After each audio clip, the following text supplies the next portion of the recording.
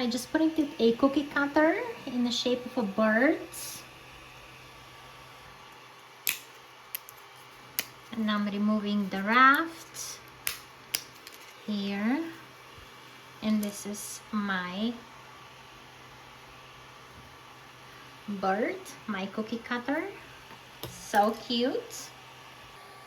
When I'm ready for the next project, I'll go into the menu and from my SD card I can pick my next project.